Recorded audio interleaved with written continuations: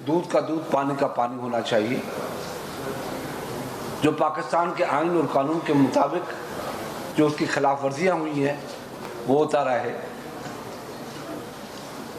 Ultimately कोशिश ये की गई अपना समझ के अपना चेयरमैन ले आए जो हमें इससे आज़ाद करवाए। मगर मैं अप्रिशिएट करता हूँ इलेक्शन कमीशन को, 100 शाबाश देता हूँ। इन घुटन के हालात में, इल्ज़ाम तराशियों के दौर में, क्योंकि खान में एक चीज़ तो मैंने देखी है, बहुत अच्छी तरह से देखी है, और मैं एक्सपीरियंस से कह रहा हूँ कि मैं लीडर ऑफ अपोजिशन भी रहा, उसने मेरी क़यादत में पार्लियामेंट में बैठे भी। उसने ये चीज़ देखी है कि उसको पहले पता पड़ जाता है कि मेरे खिलाफ क्या होने वाला है, और वो समझ के वो इक़दाम उठाता है और उसमें इल्ज़ामों की भरमार कर देता है। इतना कंट्रोवर्शियल बनाने की कोशिश करता है कि अगर उसके खिलाफ कोई फैसला आए तो वो कह सके कि मैं तो पहले ही कह रहा था। अभी आपने हाल ही में देखा कि लाहौर में जब इलेक्शन हुए कि उसको खौफ था, ये तो चलो मुस्लिम लीग नून के अपने लोगों ने उनके साथ वारदात की, मगर उसको खौफ था, उसने इल्ज़ाम तराशियाँ शुरू कर दी कि अगर मेरे खिलाफ फैसला कोई वोट आए तो मैं कह दूं कि धांधली हुई। अब उस इलेक्शन कमिश्नर ने, चीफ इलेक्शन कमिश्नर ने या उसकी इलेक्शन कमीशन ने जो फैसला दिया है वो अपोजिशन की तरफ से अपॉइंट किए हुए नहीं थे, वो थे इनके प्रोपोजल्स। इनके 3 नाम गए, खुद भेजे, और अपोजिशन ने इस आदमी को ले लिया जो इमरान खान की तरफ से रिकमेंड किए गए। कहना हम ये चाहते हैं कि आज का फैसला कोई बात नहीं कहते किस शख्स ने, वो मुसद्दिक मलिक साहब ने बड़ी वजाहत के साथ आपसे बात की होगी। हमें आपके टाइम की कदर है, मुल्क के हालात जो है वो भी हमारे सामने है, मुल्क की जो मैशियत है वो भी हमारे सामने है। यही हालात रहे हैं जो मुल्क की मैशियत इस तरफ पहुंची है। मेरा तो अपना माटो है, मैं समझता हूँ करा साहब का भी, लतीफ़ साहब का भी, कि सियासतदान को ज़िंदगी में झूठ नहीं बोलना चाहिए। सच बोले, कौम के सामने आपको रास्ता मिलता है। झूठ बोलने के लिए यही रास्ते आखिरकार 8 साल चढ़ सकते हो आप, अल्टीमेटली इन रास्तों पे आके आपको खड़ा होना पड़ता है कि आपने कौम से झूठ बोला, आवाम से तो बोला, कौम से तो बोला, मगर दुनिया के अदारों से भी यह बात आपने की। किस तरीके से आप लोगों ने फॉरेन फंडिंग अतियात की सूरत में लेके पार्टियों को दिलवाए गए, वो चीज़ें सामने आ गई। 350 अकाउंट आ गए हैं, और वो किसने दिए, ये भी बात आप जहन में रखें, और जहन में पाकिस्तान के अवाम को रखना चाहिए। और ये आपका फर्ज बनता है मीडिया को उनको बताए ये पीपुल्स पार्टी ने केस नहीं किया था, या मुस्लिम लीग नून ने केस नहीं किया था, या JUI या ANP या MQM ने केस नहीं किया था, या कॉम्पर्स जमातों ने ये केस नहीं किया था।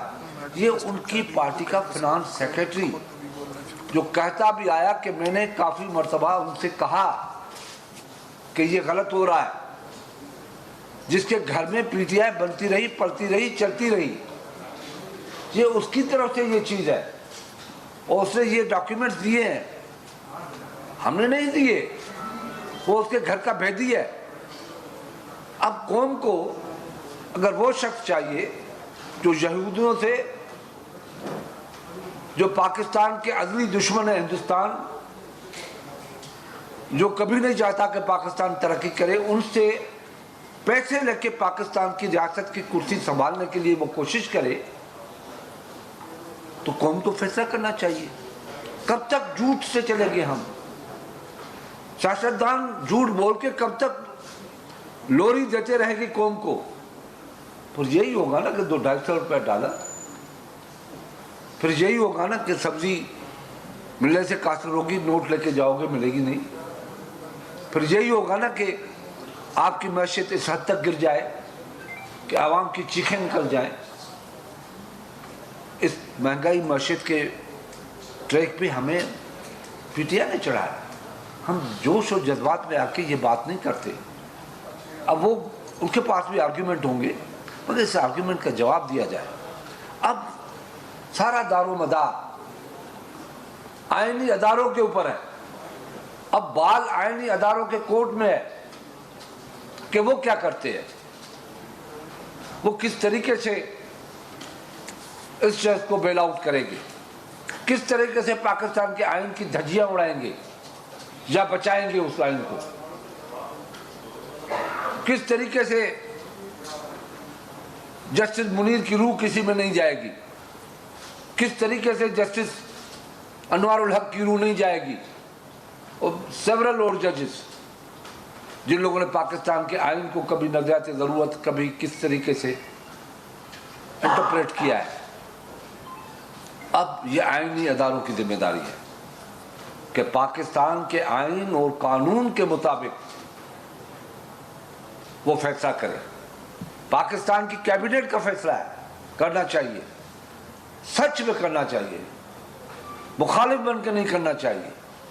बीइंग पाकिस्तानी, रियल पाकिस्तानी बन के, मुहब्बे वतन पाकिस्तानी बन के कैबिनेट में उसको डिस्कस करना चाहिए। पाकिस्तान के अवाम के नौजवानों को, बच्चों को, बुजुर्गों को, माओ को पाकिस्तानी बन के आज सोचना चाहिए। क्योंकि मेरे आका दो जहां हजरत मोहम्मद मुस्तफ़ा सल्लल्लाहु अलैहि वसल्लम ने हमेशा कहा है, यहूद और नसारा से आपका खैर नहीं होगा। जो यहूद और नसारा की ताकत बन के आएंगे वो आपकी खैर क्यों चाहेंगे। पाकिस्तान को क्यों तोड़ा गया कि मुसलमानों का सबसे बड़ा मुल्क था, एटमी ताकत बन चुका है अभी, वो उस वक्त नहीं था। उस वक्त एटमी ताकत पाकिस्तान की अवाम की जो मजमूई ताकत थी वो थी। पाकिस्तान के खिलाफ इतनी बातें क्यों होती है, क्योंकि हम मुसलमान न्यूक्लियर पावर कंट्री है, हमें कोई बर्दाश्त के लिए तैयार नहीं। जब हमारे सियासतदान ये हरकतें करेंगे, दुश्मनों से पैसा लेके अपने पाकिस्तानियों को बेवकूफ़ बनाने की कोशिश करेंगे और लोगों को धोखा देंगे, तो ये मैं समझता हूँ कि बहुत बड़ी जुल्म होगी पाकिस्तान के साथ। अब इम्तहान आ गया है, अब कौन फेल होता है, कौन पास होता है।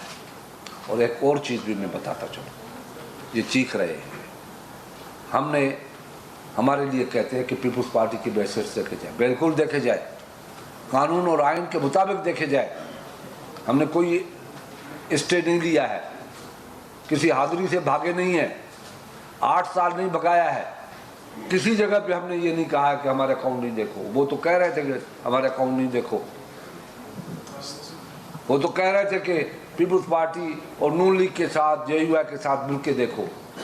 भाई हम आज भी ऑफर करते हैं कि हमारे अकाउंट आपके पास है, अगर आपको शकूक और शुबात है हमारे साथ भी वही करना चाहिए जो पाकिस्तान का कानून कहता है, इलेक्शन कमीशन का कानून कहता है, पाकिस्तान का आइन कहता है। बिल्कुल हमारे साथ भी वही तरीका अडॉप्ट करो, मगर फैसला आइन और कानून के मुताबिक होगा।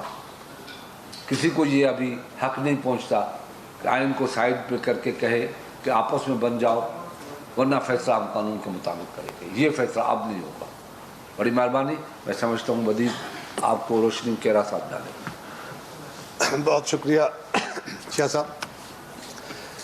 आज जब से ये फ़ैसला आया है, मुख्तलिफ आरा आपके सामने आ रही हैं। अभी शाह साहब ने भी, इससे पहले मुसद्दक साहब और बाकी दोस्तों ने भी गवर्नमेंट का जो मौक़िफ़ इस पे या जमातों का जो मौक़िफ़ इस पे, इस फ़ैसले पे है, या इलेक्शन कमीशन ने जो फ़ैसला दिया, उसकी मुख्तलिफ जहतें आपके सामने बयान कर रहे हैं और उस पर एक वापसी जवाब भी आ रहे हैं।